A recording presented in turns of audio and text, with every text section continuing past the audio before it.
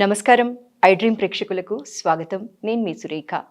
అయోధ్యకి పూర్వ వైభవం రాబోతుంది. మన రామయ్య వచ్చేస్తున్నాడు అని సంబరాలు ప్రతి హిందువు కూడా చేసుకుంటున్నారు.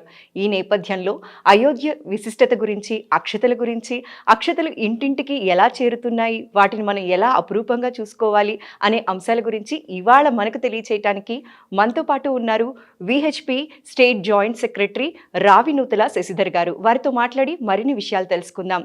జై శ్రీరామ్ అండి. జై శ్రీరామ్. శశిధర్ గారు, అయోధ్యకి పూర్వ వైభవం రాబోతోంది. ఎన్నో సంవత్సరాల కష్టం అండి ఇది. ఒక్కసారి ఆ కష్టం గురించి తెలిస్తేనే ఇప్పటి యువతరానికి కానీ పిల్లలకి కానీ అయోధ్య విలువ గురించి తెలుస్తుంది అనేది నేను భావిస్తున్నాను. మీరు ఆ కష్టం గురించి, పడిన ఉద్యమాల గురించి మీ ద్వారా మా ప్రేక్షకులకు తెలియచేస్తారని అనుకుంటున్నానండి. ఈ జాతి మొత్తం అదే భావిస్తుంది. జాతి ఆకాంక్ష ఇవాళ నిజమవుతుంది. అవునండి. కేవలం అయోధ్య నగరానికే పూర్వ వైభవం రాబోతలేదు, యావత్ భారతావనికి పూర్వ వైభవం వస్తుంది. భారత మాత మళ్ళీ విశ్వగురు స్థానాన్ని అలంకరించడానికి స్వామి వివేకానంద కలలుగన్న విశ్వగురు స్థానాన్ని త్వరలో అలంకరించబోతుంది. ఎందుకంటే రాముడు విశ్వమానవుడు, విశ్వమానవాళికి ఆదర్శం.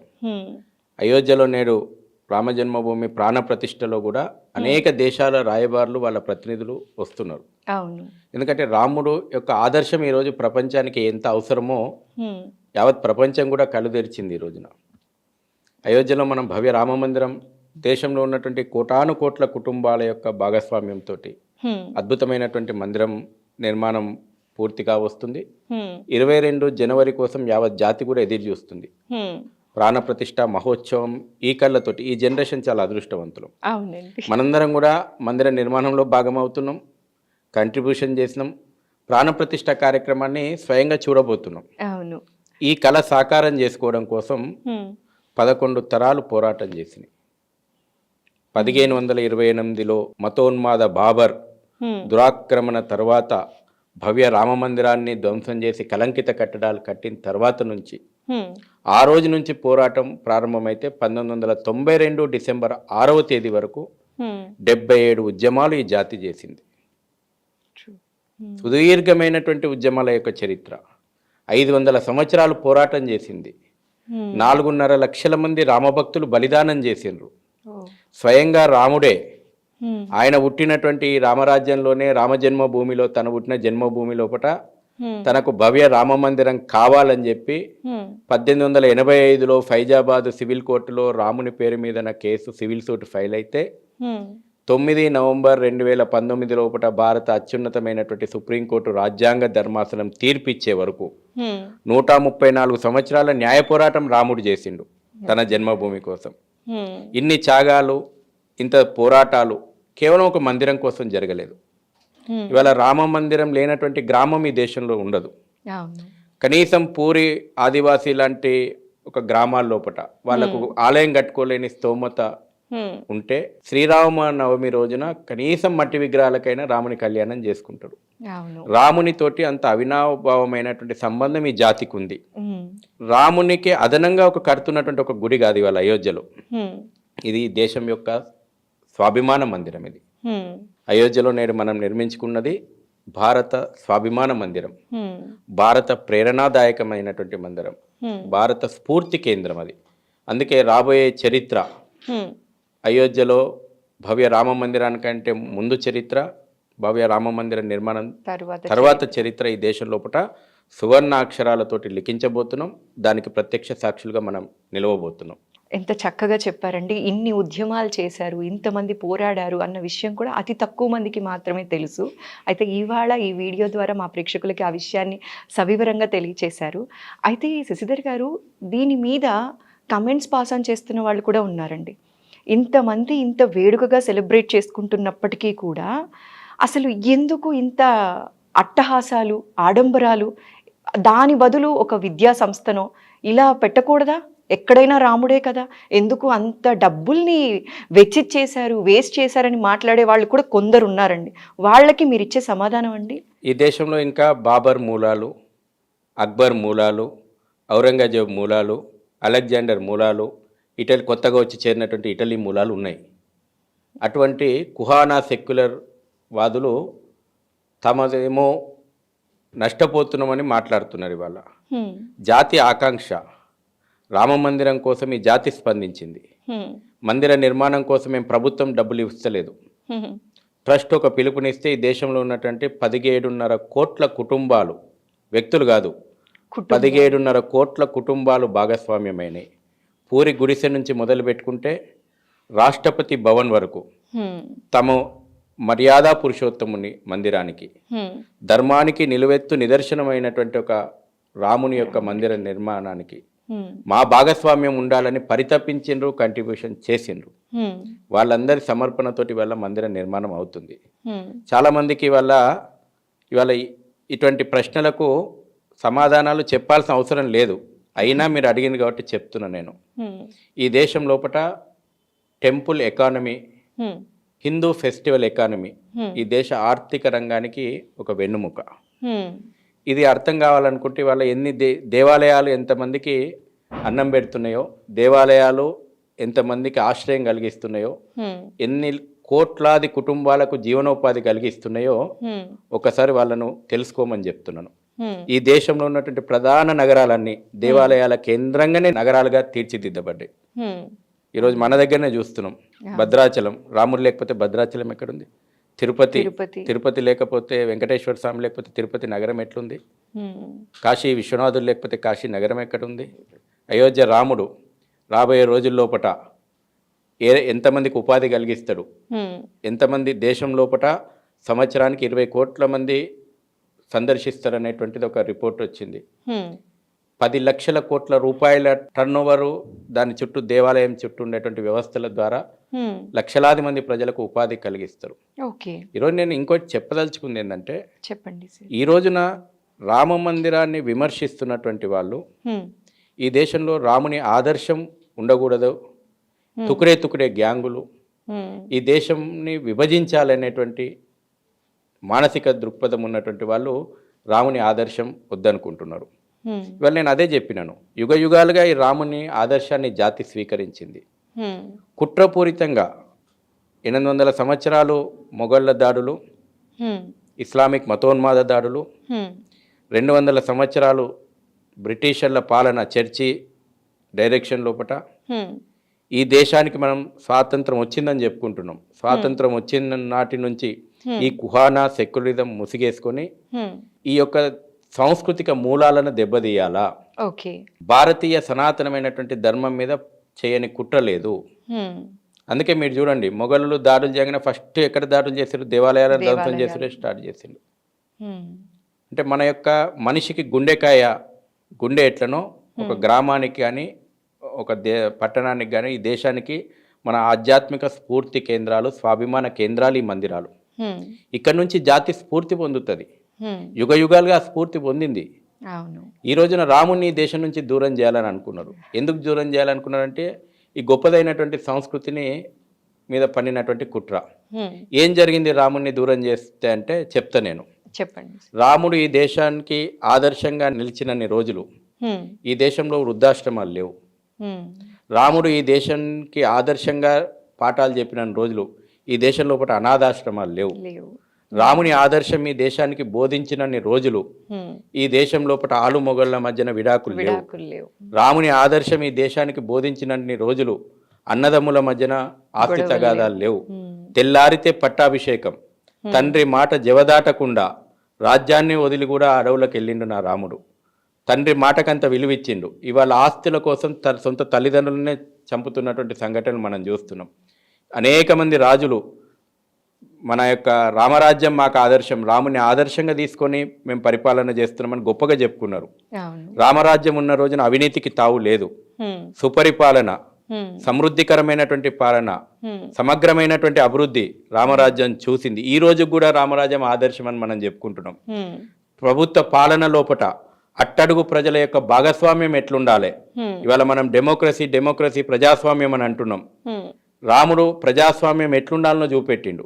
సామాన్యమైనటువంటి ప్రజల యొక్క నాడిని గమనించి రాజు యొక్క విధానాలు ఎట్లుండాలి, ప్రభుత్వ పథకాలు ఎట్లుండాలి, ప్రభుత్వం తీసుకునేటువంటి నిర్ణయాల్లో సాధారణ ప్రజలను ఎట్లా భాగస్వామ్యం చేయాలి. ఒక మనిషి అన్న మాట కదా రాముడు కఠినమైనటువంటి నిర్ణయాలు తీసుకున్నాడు. కాబట్టి ఈ రోజున ప్రజాస్వామ్యం ఎట్లుండాలి, ప్రజాస్వామిక పాలన ఎట్లుండాలి, రాముడు ఆదర్శం. ఈ రాముని ఆదర్శాన్ని మనకు తెలియకుండా చేసి కుట్రపూరితంగా దొంగల చరిత్రలు మనం చదువుకున్నాం. ఇవాళ రాముని చరిత్ర చదువుకుంటే మనం మతోన్మాదులం అన్నాం. అవును, ఇవాళ రాముని పాఠ్యాంశం పిల్లలకు చెప్పుండి అంటే అది మతతత్వ విద్య అన్నారు. కృష్ణుని పాఠం పిల్లలకు చెప్పుండి అంటే మతతత్వ విద్య అన్నారు. ఏ పాఠాలు చెప్పినా మనం దారి దోపిడీ దొంగలు. ఒక ఔరంగజేబు పాఠం, ఒక అక్బర్ పాఠం, ఒక అలెగ్జాండర్ పాఠం, ఒక బాబర్ పాఠం. దారి దోపిడీ దొంగలు ఈ దేశం మీద, ఈ సంస్కృతి మీద విధ్వంసం పూనుకున్నటువంటి క్రూరుల యొక్క చరిత్రను పిల్లలకు ఆదర్శంగా చెప్పినాం. మళ్ళీ రాముడి ఆదర్శం ఇంటింటిలో నెలకొల్పాల్సిన అవసరం ఉంది. ఇది కేవలం మనకు భారతదేశం కోసమే కాదు, భారత్ నాయకత్వం ఇవాళ ప్రపంచం కోరుకుంటుంది. భారత్ మాత్రమే ప్రపంచ శాంతిని, ప్రపంచ సమృద్ధిని సాధించగలుగుతుంది. యావత్ ప్రపంచం ఇవాళ భారత్ వైపు చూస్తుంది. అందుకే నేను చెప్పిన అయోధ్య రామ మందిరం నిర్మాణం తర్వాత యావత్ ప్రపంచం విశ్వగురు స్థానాన్ని భారత్ అలంకరించబోతుంది. యావత్ ప్రపంచం అదే కాంక్షిస్తుంది, కోరుకుంటుంది. అయితే శశిధర్ గారు, ఈ జనవరి 22వ తారీఖు ఎక్కువ మంది అపోహ నిజమో తెలియదు కానీ ఓన్లీ వివిఐపీస్కి మాత్రమే అక్కడ అలో ఉంది, మిగతా సామాన్య జనులు వెళ్ళటానికి అవకాశం ఉండదేమో, తాకిడి ఎక్కువ ఉంటుందేమో, జనాలు ఎక్కువ మంది వస్తారేమో భక్తులు అని కూడా చాలామంది వెళ్ళటానికి వెనకడుగు వేసేవాళ్ళు కూడా కొందరిని మనం చూస్తూ ఉన్నాం కదా. అలాంటి వాళ్ళకి మీరు ఇచ్చే సమాధానం అండి? ఈ దేశంలో ఉన్నటువంటి 140 కోట్ల మంది ప్రాణప్రతిష్టలో పాల్గొనే అవకాశం ట్రస్ట్ కల్పించింది. మీకు ఆశ్చర్యం కలిగించవచ్చు ఎట్లా అవకాశం కలిగించింది అని. దేశంలో ఉన్నటువంటి మొత్తం ప్రజలు కూడా రామ మందిరం యొక్క ప్రాణప్రతిష్టలో స్వయంగా పాల్గొనేటువంటి అనుభూతిని పొందేలాగా రామ్లలా విగ్రహాన్ని స్పర్శించినటువంటి అక్షతలు 5 నవంబర్ రోజున పూజించబడి ప్రతి రాష్ట్రానికి కూడా చేరవేయడం జరిగింది. స్వయంగా తెలంగాణ ప్రజల పక్షాన నేనే ఆ పూజలో పాల్గొని తెలంగాణ ప్రాంతానికి తీసుకొచ్చినాం. జనవరి 1 నుంచి 15 వరకు ప్రతి గ్రామానికి, ప్రతి ఇంటికి అక్షత యొక్క వితరణ జరుగుతూ ఉంది. అదేవిధంగా రామ మందిరం యొక్క నమూనాతోటి కూడినటువంటి ఒక చిత్రపటం, రాముని యొక్క మందిరం యొక్క విశేషాలు, జనవరి 22న మనం చేయాల్సిన పనుల గురించి ఒక కరపత్రం ప్రతి ఇంటికి కూడా భక్తిపూర్వకంగా, శ్రద్ధాపూర్వకంగా గ్రామాలు ఇవాళ రామమయంతో మారుమోగుతున్నాయి. మీరు చూడండి, ఎక్కడ చూడు ఉదయం సాయంత్రం రోడ్ల మీదకి వెళ్తే ప్రజలు అక్షత వితరణ చేస్తున్నటువంటి ప్రజలు, అక్షతలకు మంగళారతులతోటి స్వాగతం చెప్తున్నటువంటి ప్రజలు, వాడవాడలు కూడా రామమయంతో, గ్రామాలు రామమయం, పట్టణాలు రామమయం అయిపోయినాయి. ఇవాళ 140 కోట్ల మంది ప్రజలను ప్రాణప్రతిష్టలో భాగస్వామ్యం చేయడంలో ఉద్దేశంలో భాగంగానే ఆ రోజున ప్రాణప్రతిష్ఠ మహోత్సవాన్ని ప్రత్యక్ష ప్రసారం చూడండి. దూరదర్శన్తో పాటు అన్ని ప్రధాన ఛానళ్ళు ప్రత్యక్ష ప్రసారం చేస్తున్నాయి. ప్రాణప్రతిష్ఠ ముగిసిన తర్వాత ఆ యొక్క అక్షతలను ఇంట్లో ఉన్నటువంటి పెద్దవాళ్ళతోటి కానీ, లేదంటే దగ్గరలో ఉన్నటువంటి దేవాలయంలో ఉన్న స్వామీజీలు ఉంటే కానీ, లేకపోతే మనం కానీ ఆ అక్షతలను మనం నెత్తి మీద జల్లుకుంటే స్వయంగా రాముల వారి ఆశీర్వాదం అందుతుంది. మీరు ఆ రోజు ఇంట్లో కూర్చోవడం కాదు, మీరు ఇంట్లో కూర్చొని అక్షతలను పక్కన పెట్టుకొని కూర్చుంటే అయోధ్యలో కూర్చున్నట్టే మీరు భావించాలి. ఆ రకంగా దేశంలో ఉన్నటువంటి ప్రతి కుటుంబాన్ని ఈ యొక్క ప్రాణప్రతిష్టలో భాగస్వామ్యం చేసింది. ఇవాళ ప్రజలు చూస్తున్నాం మనం ఏ రకంగా తన్మయం చెందుతున్నారు. 2, అక్కడ ఆ రోజున ప్రాణప్రతిష్ఠ రోజున ప్రత్యక్షంగా 7,000 మందికి ఆహ్వానాలు అందినాయి. అవునండి, మీరు అనొచ్చు 7,000 మందికి ఆహ్వానం అంటే అక్కడ ఉన్నటువంటి అండర్ కన్స్ట్రక్షన్ ఇంకా నడుస్తుంది. మొదటి ఫ్లోర్ మాత్రమే పూర్తయింది. 3 అంతస్తుల దేవాలయం, గర్భగుడి ప్రాణప్రతిష్ఠ జరుగుతుంది. ప్రధానమంత్రి గారు, అదేవిధంగా ఆర్ఎస్ఎస్ చీఫ్ పరంపూజ్య మోహన్ జీ భాగవత్ గారు, ఉత్తరప్రదేశ్ ముఖ్యమంత్రి గారు ఆ యొక్క ప్రాణప్రతిష్ఠ కార్యక్రమంలో ముందుండి ఆ కార్యక్రమాలు నిర్వహిస్తారు. దేశంలో ఉన్నటువంటి అన్ని సాంప్రదాయాలకు సంబంధించినటువంటి 4,000 మంది మఠాధిపతులు, పీఠాధిపతులు, స్వామీజీలను ఆహ్వానం పలికినాం. తర్వాత దేశంలో అన్ని రంగాలలో ఈ దేశానికి విశిష్టమైనటువంటి సేవలు అందించినటువంటి ప్రముఖులు, అది శాస్త్ర సాంకేతిక రంగము, విద్యారంగము, వైద్య రంగము, క్రీడారంగము, అన్ని కళారంగము, అన్ని రంగాలకు సంబంధించినటువంటి ఈ దేశానికి విశిష్ట సేవలు అందించి భారతరత్నలు కానీ, పద్మభూషణ్లు కానీ, పద్మవిభూషణ్లు కానీ, రకరకాలైనటువంటి వారి సేవలకు ప్రభుత్వం ద్వారా గుర్తింపు వచ్చినటువంటి వాళ్ళని 2,000 మందిని ఆహ్వానించినాం. 1,000 మంది మాత్రం అయోధ్య ఉద్యమంలో దఫల వారీగా జరిగినటువంటి అయోధ్య ఉద్యమంలో దిశను నిర్దేశించినటువంటి ఆ తరం వ్యక్తులు, అనేక త్యాగాలు చేసినటువంటి పెద్దలు, వాళ్ళను ఒక 1,000 మందిని ఆహ్వానించడం. అక్కడ ఉన్నటువంటి ప్లేస్ పర్మిట్ చేస్తుంది కేవలం 7,000 మందికి మాత్రమే. హ్మ్. ఇంకా కన్స్ట్రక్షన్లో దేవాలయం ఉంది కాబట్టి హ్మ్. కాబట్టి పిలిచిన వాళ్ళందరూ వివిఐపీలని, హ్మ్. పిలువని వాళ్ళందరికీ ఆహ్వానం రాలేదని మనం భావించాల్సిన అవసరము అవసరం లేదు. లేదు. హ్మ్. మీ ఛానల్ ద్వారా హ్మ్. మీ ఇంటికి అక్షతలు వచ్చినాయంటే అది రాముల వారి ఆహ్వానం వచ్చినట్టే. హ్మ్. రాముల వారు ప్రత్యక్షంగా మీ ఇంటికి వచ్చి మిమ్మల్ని ఆహ్వానిస్తున్నట్టే. హ్మ్. ప్రత్యక్ష ప్రసారంలో కుటుంబాలతో సహా చూడండి. హ్మ్. దేవాలయాలలో సామూహిక కార్యక్రమాలు నిర్వహించండి. హ్మ్. రాత్రి 5 దీపాలు వెలిగించనని ట్రస్ట్ పిలుపునిచ్చింది. 5 దీపాలు. కనీసం 5 దీపాలు. హ్మ్. 5 దీపాలు ఎందుకంటే 500 సంవత్సరాల పోరాటానికి ప్రతీకగా, హ్మ్. పంచభూతాలకు ప్రతీకలుగా, ఎందుకంటే రామ మందిరం కోసం 500 సంవత్సరాలు పోరాటింది ఈ జాతి. హ్మ్. ఆ కళ సకారం అవుతుంది. లంకలో రాముడు విజయం సాధించి అయోధ్యకు వచ్చిన తర్వాత ఈ జాతి దీపావళి చేసుకోవడం ప్రారంభం చేసింది. హ్మ్. మళ్ళీ మన రాముడు, మన ఆరాధ్య రాముడు, రాముడు. మన మర్యాద పురుషోత్తముడు తను పుట్టినటువంటి జన్మభూమికి భవ్యమైనటువంటి మందిరం నిర్మాణం పూర్తి చేసుకొని ప్రాణప్రతిష్ఠ కాబోతున్నాడు కాబట్టి మొత్తం దేశం ఎదురు చూస్తుంది. మరో భవ్యమైన దివ్యమైనటువంటి దీపావళి ఆ రోజు జాతి జరుపుకోబోతుంది. మనందరం కూడా మీ ఛానల్ ద్వారా కూడా ఆ రకమైనటువంటి ప్రజలకు సమాచారం చేర్చండి. అందరం కూడా ఇంతకంటే సంతోషం ఈ తరానికి ఏం లేదు. లేదు. ఈ జనరేషన్ మనందరం కూడా అదృష్టవంతులం. స్వయంగా రామ్లలా ప్రతిష్టను ఈ కళ్ళతోటి మనం చూడబోతా ఉన్నాం. హ్మ్. ఆ అద్భుతమైనటువంటి గడియలను ఆస్వాదించబోతా ఉన్నాం. అవును. ఆ రోజు రాముల వారికి భవ్య దీపావళి జరుపుకొని స్వాగతం చెప్పాలి. అయితే శశిధర్ గారు, ఈ అక్షతలు ఇంటింటికి చేరుతున్నాయని కూడా మీరు అన్నారండి. అక్షతల పవిత్రత తెలిసిన వాళ్ళు అపురూపంగా 4 అక్షతలు వచ్చినా కూడా కళ్ళకద్దుకొని తీసుకుంటున్నారు. కానీ ఇంకొందరు దాని మీద కూడా కమెంట్స్ పాస్ ఆన్ చేస్తూ 4 అక్షింతలేంటి, ఓ కేజీ బియ్యం ఇస్తే వాడుకుంటారు కదా, ఇలా మాట్లాడే వాళ్ళు కూడా ఉన్నారు కదా. అసలు అక్షతల్లో కూడా మాకు ఈ బియ్యం ఇచ్చారు, వీటితో ఇచ్చారు అని మాట్లాడుతూ ఉన్న వాళ్ళకి మీరు ఇచ్చే సలహా ఏంటండి? వాళ్ళకేం సలహా ఇయ్యలేం మనం. వారు మారరు జీవితంలో. ఓకే. వారికి సద్బుద్ధిని ఇవ్వాలని ఆ భగవంతుని ప్రార్థిద్దాం మనందరం కూడా. అక్షతల యొక్క పవిత్రతను చిన్నది చేసి మాట్లాడడం అంటే వాళ్ళు ఏదో ఒక కొంత రాక్షస భావజాలం వాళ్ళ లోపట ఉంటుంది. యుగ యుగాలుగా ఉన్నారు. రాముని కాలం నుంచి కూడా అటువంటి మానసిక దౌర్భాగ్యం ఉన్నది మనుషుల లోపట. మనం అందరం చేసేది వాళ్ళకు మంచి బుద్ధిని ప్రసాదించమని భగవంతుని ప్రార్థించడమే. మొన్ననే ప్రధానమంత్రి గారు చెప్పారు విమర్శకులకు, రామునికి మందిరమే కాదు ఈ దేశంలో 4.5 కోట్ల పేదలకు పక్కా గృహాలు నిర్మించడమని. మీరు అన్నారు ఇప్పుడు కేజీ బియ్యం అని.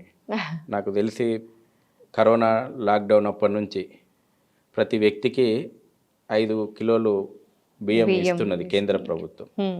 అంటే ఏదో ఒక రకంగా రాజకీయాలు చేయడము, విమర్శలు చేయడము, ఏదో ఒక రకంగా దేశమంతా ఒక వాతావరణం నిర్మాణం అయి ఉంటే దాంట్లో ఏదో ఒక రకమైనటువంటి పొల్యూటెడ్ మైండ్స్ ఉంటాయి. సమాజాన్ని పొల్యూట్ చేయాలని చూస్తుంటారు. కాబట్టి ఏదో ఒక విమర్శలు చేయడము. మేము ఆ విమర్శలకు జవాబులు చెప్పదలుచుకోలేదు. దేశమంతా శ్రీరామ నామంతో మార్మోగుతుంది. దాన్ని ఆస్వాదించడం ఈ జన్మకు లభించినటువంటి అదృష్టం. లేదు దాన్ని మేము ఆస్వాదించలేమంటే వాళ్ళ దురదృష్టం. వాళ్ళని ఏం మనం మార్చలేము. వాళ్ళలాంటి వాళ్ళ కోసమే వాళ్ళ మానసిక స్థితిని మార్చాల్సిన అవసరం మనకు లేదు. ఆ జన్మల వాళ్ళు ఆ పాపం అనుభవించడానికి వాళ్ళకి రాసి పెట్టుందేమో. ఆస్వాదించకపోవడం అనేటువంటిది వాళ్ళు చేసుకున్నటువంటి దురదృష్టం. అయితే శశిధర్ గారు, రామనామ జపం ఎక్కడైతే జరుగుతుందో అక్కడ హనుమంతుల వారు ఉంటారన్న విషయం అందరికీ తెలిసిందే. రామనామం పలకడం అంత విశిష్టత కదా. అయితే ఈ మధ్యకాలం మన హిందువుల్లో చూసినట్లయితే మళ్ళీ జై శ్రీరామ్ అంటూ పలకరించడం మొదలుపెట్టారు కదండి. దీని మీద కూడా కమెంట్స్ చేస్తూ ఉన్నారు. జై శ్రీరామ్ అంటూ పలకరించడం గురించి, దాని వెనుకనున్న విశిష్టత గురించి ఇవాళ మీరు మా ప్రేక్షకులకు తెలియచేస్తే బాగుంటుందని నేను అనుకుంటున్నానండి. అంటే హలోలు పోయి, అంటే మొబైల్లో కాల్ పిక్ చేసిన వెంటనే హలో అనడం మానేసి శ్రీరామ్ అంటూ పలకరిస్తూ ఉంటారు. అలా పలకరించే దాని వెనకనున్న మధురత్వాన్ని మీ ద్వారా తెలుసుకుందాం అనుకుంటున్నానండి. మన ఐడెంటిటీ అది.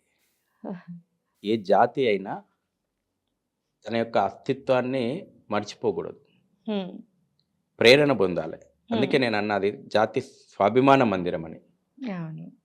నీ ప్రేరణ కేంద్రం అది. జాతికి రాముడు నిరంతరం యొక్క ప్రేరణ. అన్ని రంగాల్లోపట రాముడు ఒక ప్రేరణ. కాబట్టి వాళ్ళ జై శ్రీరామ్ అని అంటే నీ యొక్క గొప్పదైనటువంటి వారసత్వం నీకు గుర్తొస్తుంది. నీదైనటువంటి ఒక విలువలతో కూడినటువంటి జీవితాన్ని గడపాలనేటువంటిది గుర్తొస్తుంది. అది వ్యక్తిగతమైనటువంటి జీవనమైనా, సామాజిక జీవనమైనా, మనిషి ఎట్లా బతకాలి అనేటువంటి దానికి రాముడు స్ఫూర్తి. ఇవాళ మన ఐడెంటిటీ, మన అస్తిత్వం ఏంది? అందుకే ఈ మధ్యన భారత్ అనాలనా, ఇండియా అనాలనా, ఇదో పెద్ద చర్చ. వాడెవడో మన చరిత్రను కుచించి వందల సంవత్సరాలకు మనల్ని పరిమితం చేసి తప్పుడు చరిత్రను మనకు రాసిపెట్టి ఈ దేశాన్ని ఎవడు కనుక్కున్నాడు అంటే వాస్కోడిగామా వచ్చి దేశాన్ని కనుక్కున్నాడు అనేది ఇంకా మనం చదువుకుంటుంటే ఇంతకంటే దురదృష్టము, దౌర్భాగ్యం అని ఉందా? భారతదేశం లోపల మారుమూల గ్రామానికి పోయిన 5,000 సంవత్సరాలు, 4,000 సంవత్సరాలు పూర్వం కట్టడాలు ఇవి, దేవాలయాలు ఇవి. సైంటిఫిక్గా మనం చరిత్ర కాదు, సైంటిఫిక్గా ప్రూఫ్ అయితే అవి. అప్పుడు ఆ దేశాలే పుట్టలే. అమెరికా చరిత్ర ఏంటంటే 500 సంవత్సరాల కంటే ముందు పేజీ మలిపితే అమెరికా చరిత్ర లేదు. ఈ దేశంలో అనేక దేశాల చరిత్ర లేదు. ప్రపంచం బట్టగట్టక ముందు ఇక్కడ అగ్గిపెట్టెలో పట్టేటువంటి వస్త్రాలు నేర్చిండ్రు. ప్రపంచంలో అక్షర జ్ఞానం లేని రోజున ఇక్కడ వేదాలు పుట్టినాయి, వేద జ్ఞానం ఉంది. అన్ని రంగాల లోపల భారత్ ఇవాళ ప్రపంచానికి జ్ఞానాన్ని వంచింది. ఇవాళ కొన్ని దేశాలు సరఫరా చేస్తున్నట్టు భారత్ ఎన్నడూ తీవ్రవాదాన్ని సరఫరా చేయలేదు, ఎన్నడూ ఆక్రమణవాదాన్ని సరఫరా చేయలేదు. రాముడు లంకను జయించిన, లంకలో ఉండలే, జననీ జన్మభూమిచ్చ స్వర్గాదపి గరియసి అన్నాడు. అంటే జన్మభూమి కంటే గొప్పదే లేదన్నాడు. ఆక్రమణవాదం కనబడలేదు రాముని లోపల. అదేవిధంగా ఈ రోజున ప్రపంచానికి జ్ఞానం పంచినాం మనం. ఇక్కడ నుంచి మహానుభావులు, ఋషులు వెళ్ళినంటే జ్ఞాన సంపదను పంచినాం. అంత గొప్పదైనటువంటి మన చరిత్ర. రాముని కంటే ముందు 10 తరాలు కూడా మనం చెప్తాం. కొన్ని మతాలు పుట్టినాయి, ఆ వ్యక్తుల కంటే ముందు మతాలు లేవు. మనకు రాముడి కంటే ముందు కూడా 10 తరాలు చెప్తాం మనం. ఇన్ని వేల సంవత్సరాలు చరిత్ర మనది. దీన్ని చూసి గర్వపడదామా? జై శ్రీరామ్ అంటే నా చరిత్ర గుర్తొస్తుంది. భారత్ మాతాకి జై అంటే నా చరిత్ర గుర్తొస్తుంది. నా గొప్పదైన సంస్కృతికి వారసుని అని గర్వం వస్తుంది. ఇప్పుడు మీకు ఒక ఆదర్శం ఉండాలా. మీ తాత మీకు ఆదర్శం అయి ఉంటే, మీ తండ్రి మీకు ఆదర్శం అయి ఉంటే, వాళ్ళ యొక్క వారసత్వాన్ని కొనసాగించాలి అనేటువంటి భావన మీ లోపల ఉంటుంది. మా వంశం ఇది, మా యొక్క కుటుంబ నేపథ్యం ఇది, నేను కూడా దాన్ని కొనసాగించాలనేటువంటి తపన మీ లోపల ఉంటుంది, పట్టుదల మీ లోపల ఉంటుంది. రాముని యొక్క ఆదర్శం తీసుకుంటే ఆ యొక్క వారసత్వాన్ని కొనసాగించాలనేటువంటి సంకల్పం మన లోపల ఉంటుంది. అందుకే మనం జై శ్రీరామ్ అంటున్నాం. అది అనకుండా దారి దోపిడీ దొంగల చరిత్ర చదువుకొని దేశాన్ని సర్వనాశనం చేయాలని కోరుకుంటున్న వాళ్ళు కొంతమంది ఉన్నారు. అందుకే వాళ్ళకి ఇంకా అవే చరిత్రలు బోధించాలని ఉంటుంది. జై శ్రీరామ్ అంటే మతతత్వం అవుతుంది, జై శ్రీకృష్ణ అంటే మతతత్వం అవుతుంది. వాళ్ళకి ఇంతకుముందు మనం చూస్తున్నాం రిపబ్లిక్ డే పెరేడ్ లోపల టిప్పు సుల్తాన్ లాంటి ఒక మతోన్మాదిని, టిప్పు సుల్తాన్ హిందువుల పైన ఊచకోత కోసినటువంటి ఒక మతోన్మాది, టిప్పు సుల్తాన్ శకటాన్ని రిపబ్లిక్ డే పెరేడ్లో ప్రదర్శించినటువంటి ప్రభుత్వాలను మనం చూసినాం. ఏం ఆదర్శం ఇవ్వాలనుకున్నారు? ఈ రోజున రామ మందిరము జాతీయ సంస్కృతిని ఉట్టిపడే విధంగా అనేక రకాలైనటువంటి శకటాలు రిపబ్లిక్ డే పెరేడ్ చూస్తే అర్థమవుతుంది ఈ దేశంలో ఎంత మార్పు వచ్చిందో. గతం లోపల కుహానా సెక్యులర్ ప్రభుత్వాలు ఉన్నప్పుడు రిపబ్లిక్ డే పెరేడ్ విజువల్స్ రాముడు ఆదర్శం అని చెప్పుకున్నటువంటి వాళ్ళు ప్రభుత్వాల లోపలికి వచ్చినాక జరుగుతున్నటువంటి రిపబ్లిక్ డే పెరేడ్ వచ్చే వాళ్ళని చూస్తే ఈ దేశం సాంస్కృతికంగా వాళ్ళు ఎంత డ్యామేజ్ చేసిర్రు, ఈరోజు ఎంత ఉన్నత స్థితికి ఈ దేశం మళ్ళీ పునర్వైభవ స్థితికి చేరుతుందో కళ్ళకు గడుతుంది. మన చరిత్రను వక్రీకరించారు, మన చరిత్రను కుచించేటువంటి ప్రయత్నం చేశారు. ఎంతసేపు నీవు ఓటమి పాలైనటువంటి చరిత్రను, నీకు సాధ్యం కాదు అనేటువంటి ఒక నిర్వీర్యం చేసేటువంటి చరిత్రను బోధించారు. ఇది కాదు, ఈ దేశం ఎప్పుడు తల వంచలేదు. ఈ దేశం పోరాటాలకు స్ఫూర్తి. ఒక ఛత్రపతి శివాజీ మనకు ఆదర్శం, ఒక రాణా ప్రతాప్ ఆదర్శం, ఒక ఝాన్సీ లక్ష్మి ఆదర్శం, ఒక రాణి రుద్రమ ఆదర్శం, ఒక రాణి చెన్నమ్మ ఆదర్శం. ఎవరన్నారండి ఈ దేశం లోపల మహిళలను చెప్తారుగా, మహిళలను కించపరిచింది ఈ దేశము, ఈ సంస్కృతి మహిళలను కించపరిచింది చెప్పండి. ప్రపంచ దేశాల లోపట ఈ రోజు కూడా అభివృద్ధి చెందినటువంటి అమెరికాకు ఒక మహిళ రాష్ట్రపతి కాగలిగిందా? అయిందా? కాలేదు. ఇవాళ భారతదేశం లోపల కొన్ని వందల రాణుల చరిత్రను మనం చెప్పుకోవచ్చు. హ్మ్. స్వాతంత్ర భారతదేశంలో కూడా ప్రధానమంత్రులైనటువంటి చరిత్రలు, ముఖ్యమంత్రులైన చరిత్రలు ఉన్నది.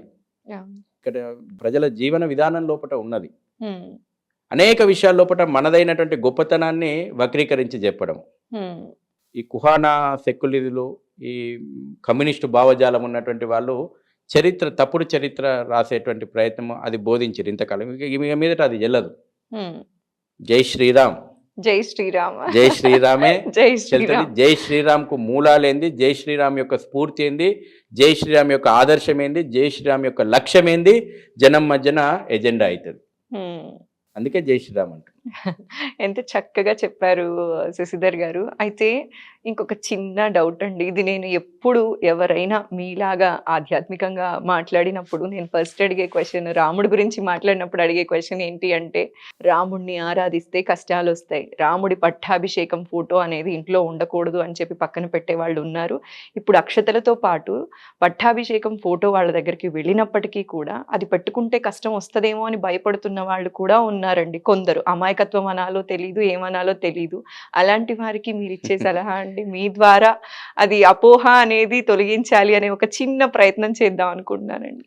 భగవద్గీత వినవడంగానే ఎవరో పోయినరా గల్లీలా, ఎవరో కాలం చేసిరనే కాడికి తీసుకొచ్చారు మన పరిస్థితి. అవునండి. అసలు ఎంత బాధాకరమైన అంటే విషయం ఒక అదైతే. దిశను దశను హ్మ్. బోధించినటువంటి గీతా సారాంశాన్ని చివరికి ఎక్కడికి తీసుకొచ్చి పెట్టుకున్నామంటే, వైకుంఠ ధామాల దగ్గర, శ్మశానాల దగ్గర, లేకపోతే ఎవరైనా చనిపోగానే భగవద్గీత వినబడుతుందంటే ఎవరో చనిపోయారు అన్నట్టు చనిపోయారు.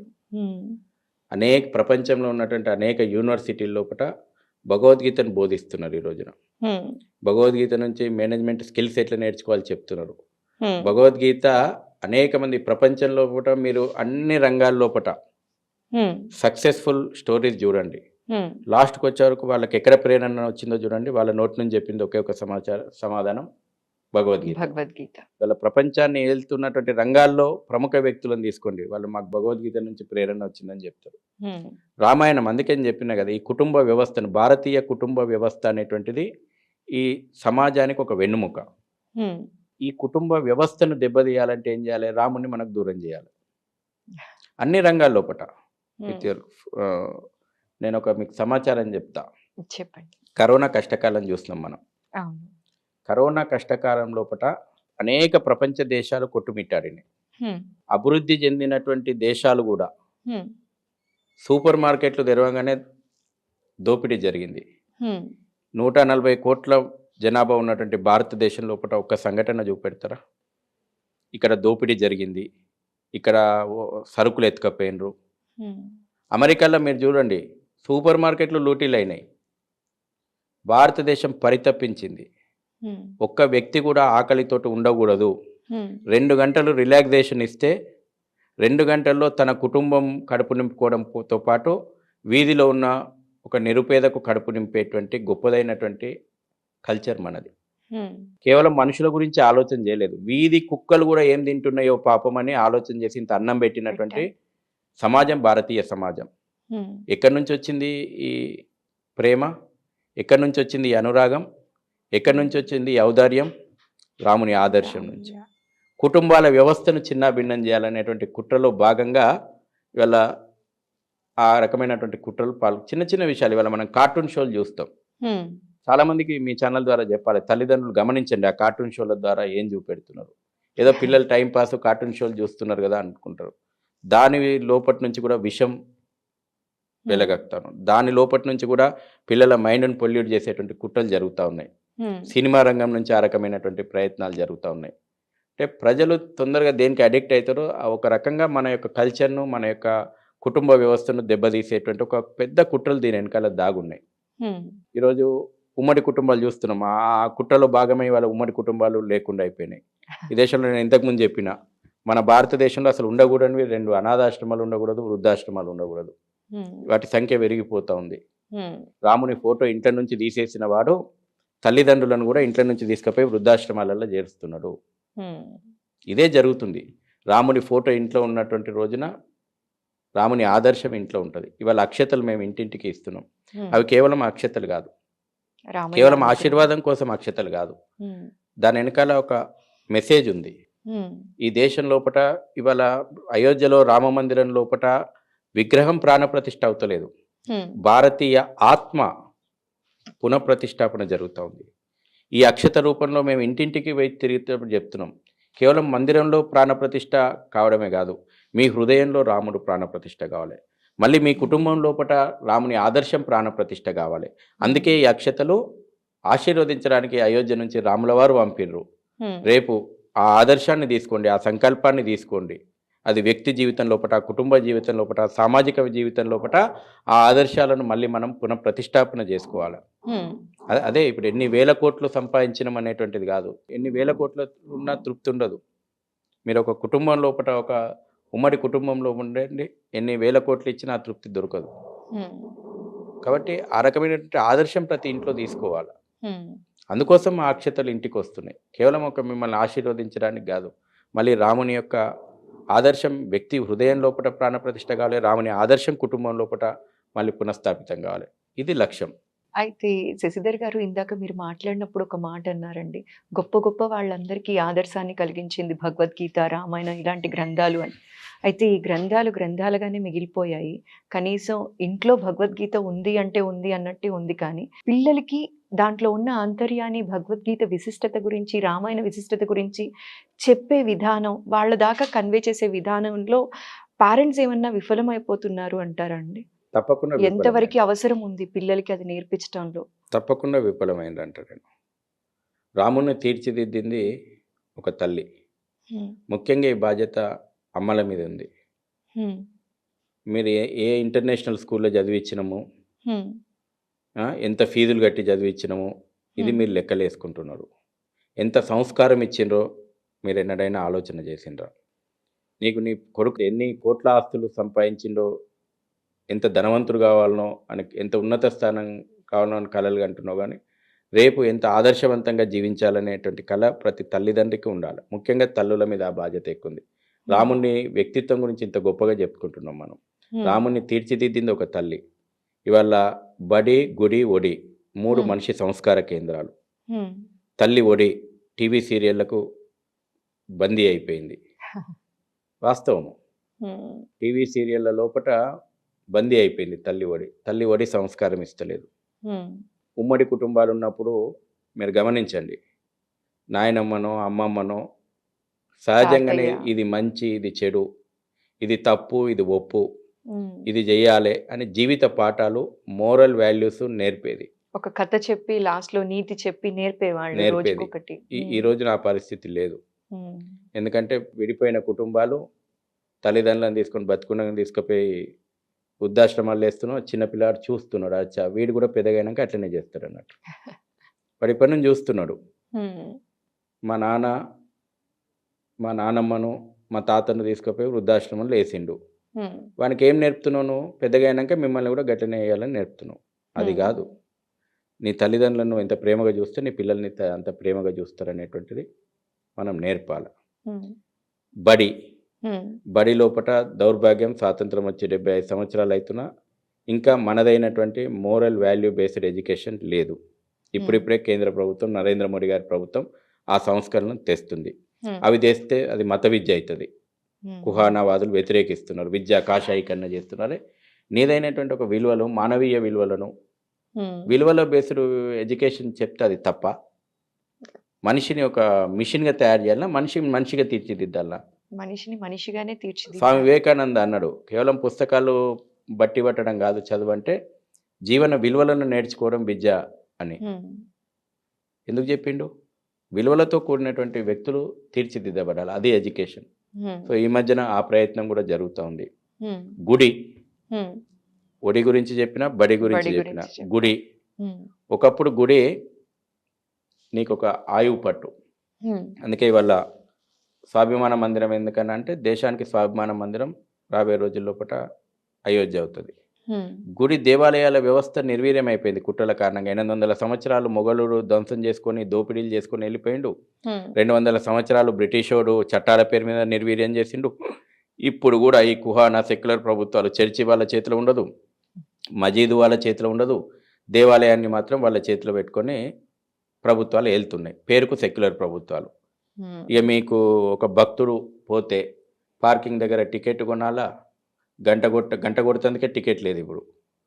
కొబ్బరికాయ కొట్టాలంటే టికెట్ కొనాలి, హారతి కావాలంటే టికెట్ కొట్టాలి, అర్చన కావాలంటే టికెట్ కొనాలి, ప్రసాదం కావాలంటే ఒక కమర్షియల్ సెంటర్గా మనం ఇవాళ దేవాలయాన్ని మార్చినాం. ఎక్కడైనా నీ ధర్మం గురించి చెప్తురా? ఎక్కడైనా నీ గొప్పతనమైనటువంటి ఒక హిందువుగా బతుకుతున్నాడు, హిందువుగా జీవించాలి. స్వామి వివేకానంద చాలా స్పష్టంగా చెప్పిండు, హిందువునని గర్వించు, హిందువుగా జీవించమన్నాడు. ఇవాళ సమాజం హిందువుగా బతుకుతుంది, హిందువుగా జీవిస్తుంది అనే దానికి తేడా అయిందని మీరు అనుకోవచ్చు. మనం బొట్టు పెట్టుకుంటున్నాము, మనం గుడికి పోతున్నాము, మన వ్యక్తిగతమైన కోరికలు కోరుకుంటున్నాము, మనం పూజలు చేస్తున్నాము, వీలైనప్పుడు తిరుపతి పోయేస్తున్నాము, మొక్కుతున్నాం. ఇది హిందువుగా బతుకుతున్నాం. మనం హిందువుగా జీవించాలి. హిందువుగా జీవించడం అంటే నీదైనటువంటి ఘనమైనటువంటి సాంస్కృతిక వారసత్వాన్ని పరిరక్షించుకోవాలి, భావితరాలకు అందించాలి. ఆ రకమైనటువంటి వ్యవస్థలో మనం అవసరం అనుకుంటే ఎటువంటి త్యాగాలకైనా వెనుకాడొద్దు. ఎందుకు ఇవాళ మనం హిందువులుగా ఉన్నాం?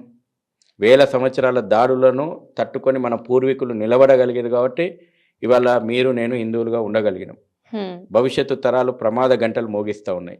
దానికోసం నువ్వు హిందువుగా జీవించి ఇప్పుడు ఏం చేయాలా, ఇది మనం నేర్పాల్సినటువంటి అవసరం ఉంది ఈ సమాజానికి. అందుకే ఇవాళ మనము హిందువుగా ఏమవుతుంది, ఇవాళ అనేక విషయాలు, అనేక ప్రమాదాలు వస్తున్నాయి. నా ఇంటి వరకు వస్తే కానీ నాకు ప్రమాదం కాదు. వీటన్నిటికీ ఎవరు పరిష్కారం చూపెట్టాలి? ఈ దేశాన్ని, ధర్మాన్ని ఎవరు కాపాడుకోవాలా? హిందువుగా జీవించాలన్నటువంటి రోజున వీటికి ఆలోచనలు వస్తాయి. కాబట్టి మనం ఈ రోజున అయోధ్య ఉద్యమం ప్రేరణ కూడా అదే. అయోధ్య కేవలం మందిరం కోసం జరిగినటువంటి ఉద్యమం కాదు. ఎందుకు ఈ జాతి ఆ మందిరం, సోమనాథ మందిరాన్ని 17 సార్లు కూల్చేసిన, ఎందుకు తిరిగి నిర్మాణం చేసుకున్నది ఈ జాతి? ఎందుకు ఇవాళ అయోధ్యలో రామ మందిరం పునర్నిర్మాణం కావాలని ఉద్యమాలు చేసింది? ఎందుకు మధురలో శ్రీకృష్ణ మందిరము, కాశీలో విశ్వనాథుని మందిరం పునర్నిర్మాణాలు కావాలని కాంక్షిస్తుందనంటే ఈ జాతికి ఒక దశను చూపెట్టేటట్టు ఒక స్ఫూర్తి కేంద్రాలు అవి. అందుకే ఇన్ని త్యాగాలు, ఇన్ని పోరాటాలు ఈ జాతి జరిపింది. అటువంటి ఒక ఆలయ వ్యవస్థను ప్రతి గ్రామంలో కూడా మళ్ళీ మనం పునర్నిర్మించుకోవాలి. ఒక గ్రామంలో ఒక దేవాలయం, ఆ గ్రామానికి ఒక కేంద్ర బిందువుగా దేవాలయాల వ్యవస్థ కూడా మారాల్సిన అవసరం ఉంది. అందుకే ఫ్రీ హిందూ టెంపుల్ అని కూడా ఒక ఉద్యమం నడుస్తుంది. ఈ ప్రభుత్వాల చేతుల నుంచి దేవాలయాల వ్యవస్థను బయటికి తీసుకురావాలనేటువంటి కూడా పెద్ద ఎత్తున ఒక ఉద్యమం లాగా నడుస్తుంది. ఇవన్నీ అయిన రోజున ఈ జనరేషన్ నేను తప్పు పట్టాల్సిన అవసరం లేదంట. వాళ్ళకి చెప్పేటోళ్ళు లేరు కదా.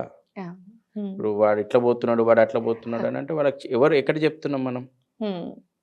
ఎక్కడ చెప్తలేం. కాబట్టి వాళ్ళను తప్పు పట్టడము, వాళ్ళని తప్పులోకి నెట్టేయడము మన తప్పు.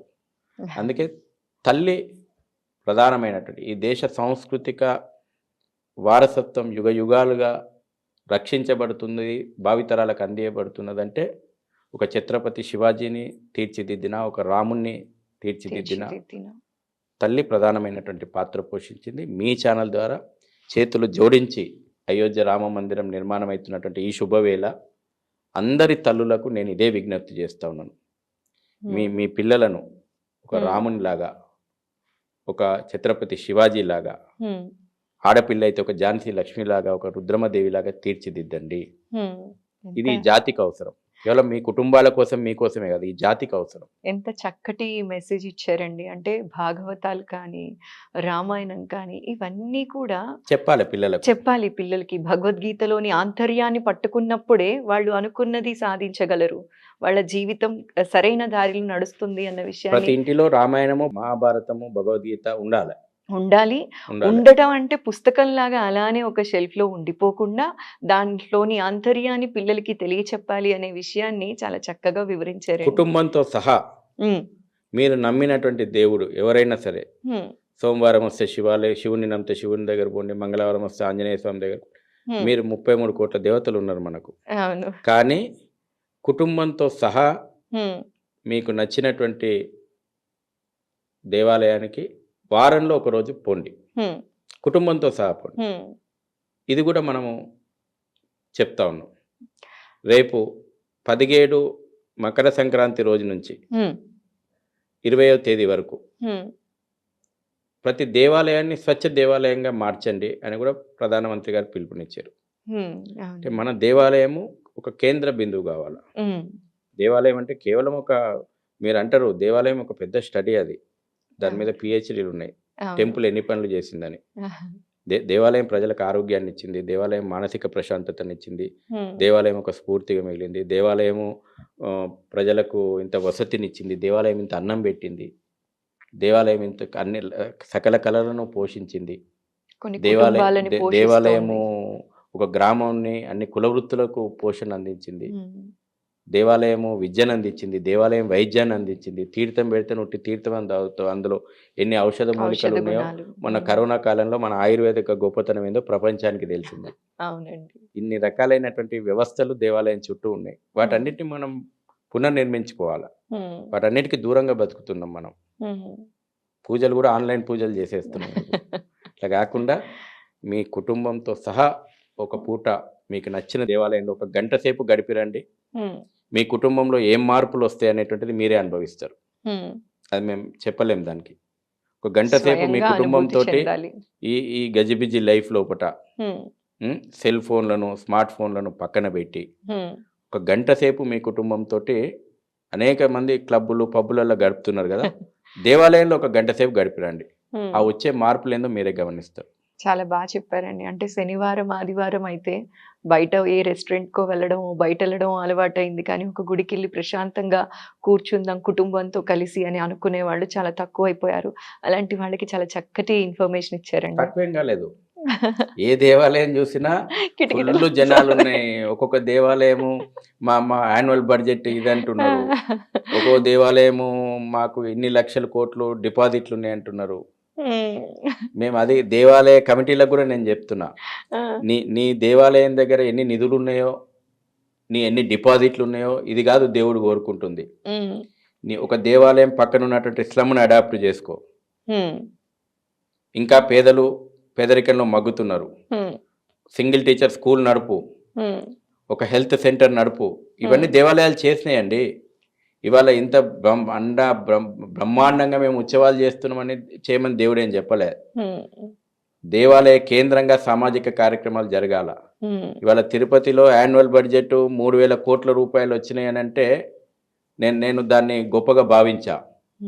ఒక సగటు హిందువు ఆర్థిక సామాజిక బలహీనతలను ఆసరా చేసుకుని పక్కన ఒక మత మార్పిడి నడుస్తుంది కదా, అది నిరోధించడానికి ఎన్ని గ్రామాల్లో మనం సేవా కార్యక్రమాలను మనం అందించినాం. ఒక దేవాలయ కేంద్రంగా ఎంతమంది పేదలకు మనం ఆదుకున్నాం, ఎంతమంది పేదలకు విద్యను అందించినాం, ఎంతమంది పేదలకు వైద్యాన్ని అందించినాం. ఇవి కూడా దేవాలయాలు చేయాలి. గతంలో చేసిన దేవాలయాలు ఈ రోజున జరుగుతుంది. వాళ్ళ మత మార్పిడి తోటి రామయ్య రాబట్టుగా ఎందుకు మారుతున్నాడు? దీనికి ప్రశ్న, దీనికి సమాధానం దేవాలయం నుంచి పరిష్కారం కావాలా. ఇవాళ ఆ రకంగా మనం యాక్టివిటీస్ దేవాలయ కేంద్రంగా నిర్మాణం కావాలా. ఒక దేవాలయం సంవత్సరంలో కనీసం ఒక బస్తీ లోపల బ్రహ్మోత్సవం చేయాలా దేవుణ్ణి, ఒక సామూహిక పూజా కార్యక్రమాలు చేయాలా. మీరు పోండి, వాళ్ళ గ్రామ అక్షతలు పోతున్నాయి కదా, నువ్వు ఎందుకు ఆ సమాజాన్ని మనం విస్మరించి మనం వాళ్ళని అడ్రస్ చేయడం కాదు. ఇవాళ మేము పోతున్నాం, బస్తీలకు పోతుంటే ఒక రోజు ముందు రామయ్య అక్షతలు వస్తున్నాయి అంటే రామునితోటి ఈ జాతికి ఎంత అవినాభావ సంబంధం ఉందో ఒక్కొక్క సంఘటన చూస్తే కళ్ళకు నీళ్ళు వస్తున్నాయి. ఇండ్ల ముందర ముగ్గేసుకుంటారు, చాంపి జల్లుకుంటారు, తోరణం కట్టుకుంటారు. అంటే ఆర్థిక స్తోమత సహకరించకపోయినా నా రామయ్య అక్షంతలు వస్తున్నాయని ఈ రోజు కూడా ప్రజలకు అవినాభావ సంబంధం ఉంది. దేవాలయం ఎందుకు దూరం జరిగింది అస్లము నుంచి? పెట్టండి, సంవత్సరంలో ఒకరోజు సామూహికమైనటువంటి సత్యనారాయణ వ్రతాలు ఒక పేద బస్తీలో దేవాలయాలు నిర్వహించాలి. అవి బ్రహ్మోత్సవాలు అంట. నేను దేవాలయంలో మేము ఇంత పూల అలంకరణ చేసినాము, ఇంత లైటింగ్ అలంకరణ చేసినాం, చేయండి, సంతోషం. కానీ సమాజంలో కూడా దేవాలయం బాధ్యత కమిటీలు తీసుకోవాలి. ఆ రకంగా మేము కమిటీలకు కూడా విజ్ఞప్తి చేస్తున్నాం. ఇవాళ దేవాలయాల కమిటీలు అన్నిటికి కూడా తప్పకుండా మీ కమిటీలు మీ దగ్గరలో ఉన్నటువంటి సేవా బస్తీ లోపల మీరు సంవత్సరంలో ఒక 2-3 కార్యక్రమాలు నిర్వహించాలి. వాళ్ళందరినీ కూడా మనం సంస్కారం అందించేలాగా దేవాలయం ఏం చేయగలుగుతుందో చేయాలి. మన సమాజాన్ని మత మార్పిళ్లను అడ్డుకునేలాగా తోటి హిందువుకు, తోటి పేద ప్రజలకు మనం ఏం చేయగలుగుతుందో ఏం ఆదుకోగలుగుతుందో కూడా దేవాలయం ఆ రకమైనటువంటి కార్యాచరణ కూడా ప్రతి దేవాలయం ఆలోచన చేయాలి. వాళ్ళకు ఉన్నటువంటి బడ్జెట్లో ఆలోచన చేయాలి. పునర్నిర్మించుకోవాలి. ఎన్ని కొత్త దేవాలయాలు కట్టినా కాదు, శిథిలావస్థలు అనేక దేవాలయాలు ఈ రోజుకు ఉన్నాయి. శిథిలావస్థలో వాటన్నింటిని ఉన్నాయి కూడా చాలా. పునర్నిర్మించుకోవాలి. అది కూడా ఒక ఎజెండాగా, అది కూడా ఒక మూమెంట్గా పోవాల్సినటువంటి అవసరం ఉంది. మనదైనటువంటి ప్రాచీన దేవాలయాలకు పునర్వైభవం తీసుకొని రావాలా. అయోధ్య జనవరి 22వ తారీఖు ప్రాణప్రతిష్ఠ జరిగిన తరువాత శిథిలావస్థలో ఉన్న దేవాలయాలకి కూడా మళ్ళీ పునర్వైభవం రావాలని మనస్ఫూర్తిగా కోరుకుంటున్నానండి. అండ్ ఈ రోజు మీ విలువైన సమయాన్ని మా కోసం కేటాయించి చాలా చక్కటి ఇన్ఫర్మేషన్ మాకు తెలియజేశారండి. జై శ్రీరామ్. జై శ్రీరామ్.